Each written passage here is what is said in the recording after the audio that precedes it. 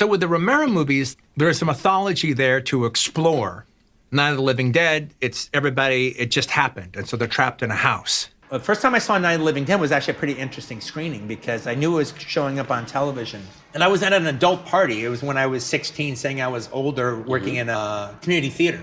And I'd always wanted to... What did you do at the community theater? Oh, I was acting in plays. Okay. But I was hanging around all these adults. I said I was 18 so I could do the plays there.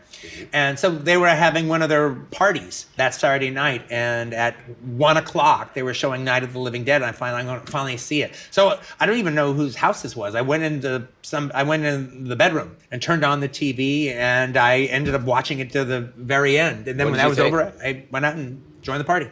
What did you think when you first saw Night of the Living Dead? No, I thought it was fantastic, but I was blown away by the ending. When Dwayne Jones gets killed, I was blown away. Yeah, these Pittsburgh actors, you spend so much time with them that their amateurness is the amateurness of the best kind, because they're not, they're actors because they love acting. That's what made George Romero such a terrific filmmaker, was that he was a legit regional filmmaker. And what made it special was the slightly homemade quality to the movie. Our mutual friend Elvis Mitchell has been working on this thing of the top 10 seminal, basically black movies, for lack of a better term, starting in the late 60s and basically ending at the end of the 70s. His two bookends, number one is Night of the Living Dead, and on the other end of the spectrum, the last official one is The Wiz. Come on, Dorothy! Come on! Woo! Come on, Dorothy! Come on! Woo! Come on, Dorothy! Come on! Woo! Come on, Dorothy! Come on!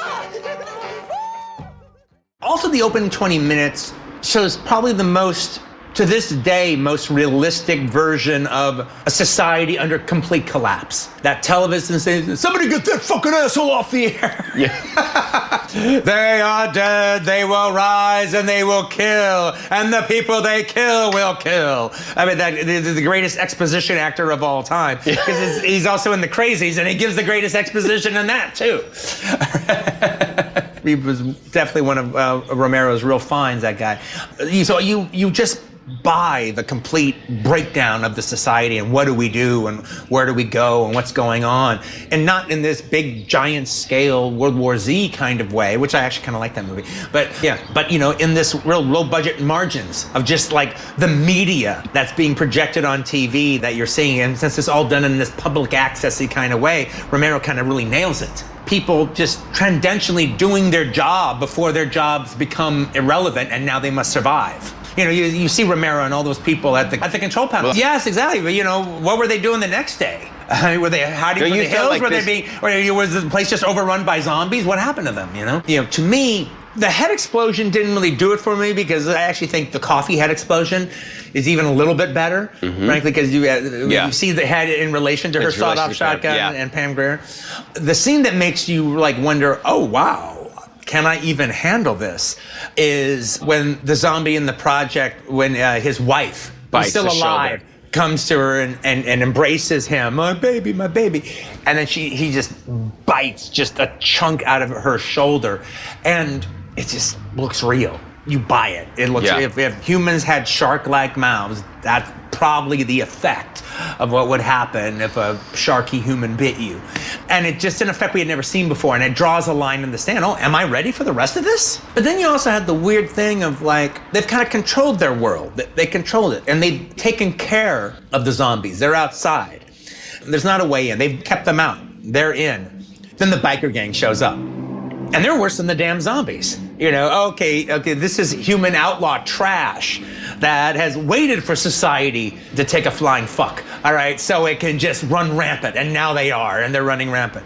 They're not even afraid of the zombies. They make fun of the zombies. You ever had that moment where you're almost feeling sorry for the zombies because of the way the motorcycle gang is treating them? Yeah. But what you're talking about is just, I think, du rigueur for the majority of most horror sequels, because it's not the situation where most horror films have heavy characters or heavy landscape that deserves a trilogy. not just a part 2 and a part 3.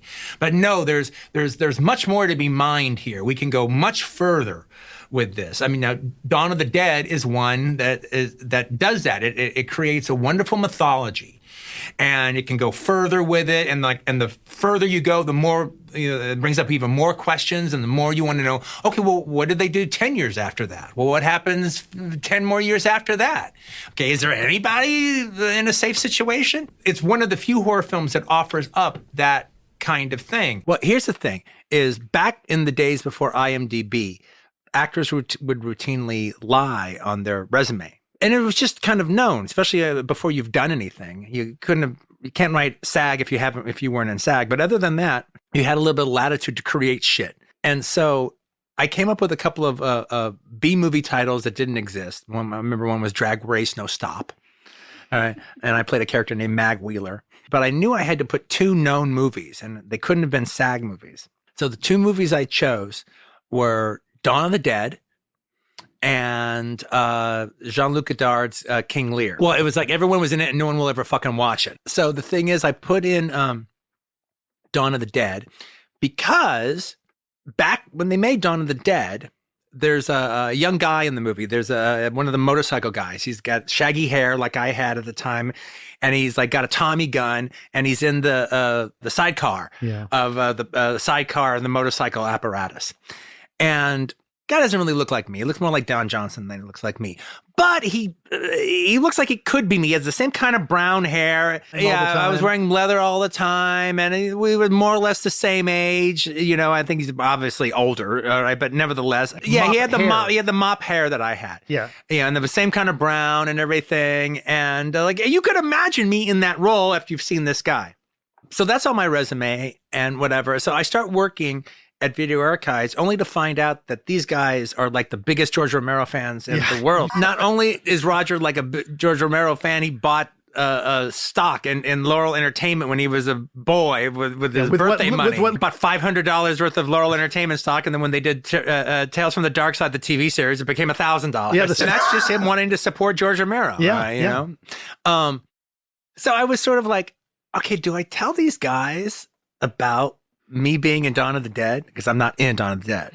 All right, but should I tell these? I go, well, they know I'm not in fucking Dawn of the Dead. All right. This was obviously before they knew me, but that's just impossible. And they're going to realize it doesn't look like me that much. All right. It suggests me, but it doesn't look like me. It's just crazy that I would be in their favorite movie. Well, I did it as an acting exercise. If I can sell them, if I can actually have them, I never thought I can get you guys to believe it. But if I got you to entertain the idea so that you couldn't just not believe it, the win is for you to consider it. Yeah. For you to consider it may have been true. And then I go, well, if I do that, then that's just the best acting exercise of all. Because one, these guys knows that these guys know this movie by heart. And obviously that's not fucking me. I mean, let's just get down to it. It's not me. And I got you guys for years, 3 years, for 3 years. It should have been me. It should have been. George Romero wishes it fucking was me. Yes, I'm older in that movie than I'm 5 years later. He's hanging around all these tough guys, so he looks bigger and older. That was the win. My life was fucking boring, all right? So I came up with all kinds of shit. No, I got to tell you, okay, 3 years later, I eventually told Jerry, and Jerry was like, I knew that wasn't you, but I'm kind of bummed now. I mean, I knew it wasn't you, but actually having you say it is like a real fucking bummer. So what happens was, once I did Reservoir Dogs, one of those acting resumes that I thought had long since went away, my manager still had one, so she sent it out. And so all of a sudden, people thought that I was in Godard's King Lear and Dawn of the Dead. And so in one of the movies on TV editions of Leonard Maltin's Movies on TV, when it does the King Lear thing, and look for a quick cameo by a very young Quentin Tarantino. All All right. So again, that's almost like I might as well have been in the fucking movie if Leonard Maltin is crediting it's in print. in movies on TV. Then George Romero hired me to be one of the radio voices in one of the found footage. I don't remember, Diary of the Dead. So he hired me to be one of the radio voices. So thus, I eventually was a cast member hired by Romero. All right, to do a thing, and so that reality was created. Day of the Dead. Now it's just the way of the world. All right, and it's been 2 years or so, and now the survivors are living underground. Oh yeah, saw it first day, first show, not first show, first day, first midnight show. Yeah, it was me and all the guys from Video Archives went and saw it. We liked it. We were a little disappointed because, it didn't top Dawn of the Dead, so it's no Dollars trilogy where, okay, for a few dollars more tops Fistful of Dollars, and the Good and the Bad and the Ugly tops that one. It doesn't do that. In fact, it doesn't even try to. It goes underneath. It's more almost like a play, frankly, but it's a pretty good play. For years, I always thought, oh, poor Romero, because he had this big vision of the film and he wasn't able to do it, so this had to be what he could put together because he couldn't do his big vision.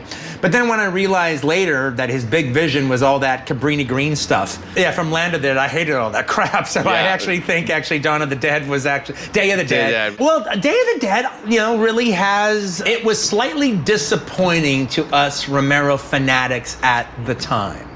All right, even though it did have one really cool thing about, you still had the practicality of how you would deal in a world with zombies like this. When they have to do their testing on zombies, the way they did it like a rodeo or like a cattle dip. Yep. All right, where they brought them through the different chutes, all with the collar, the Planet of the Apes kind of collars on sticks. It made sense. There was just that weird practicality of, okay, well, this is just the way the world is. What it would do. So this is how we have to do it. The small scaleness of it and the fact that while some of the actors are really good in it, this is what's supposed to blow off my socks. All right, But then you had a lot of ham bones in there that were, just not up to the same level that there was in Night of the Living Dead and Dawn of the Dead.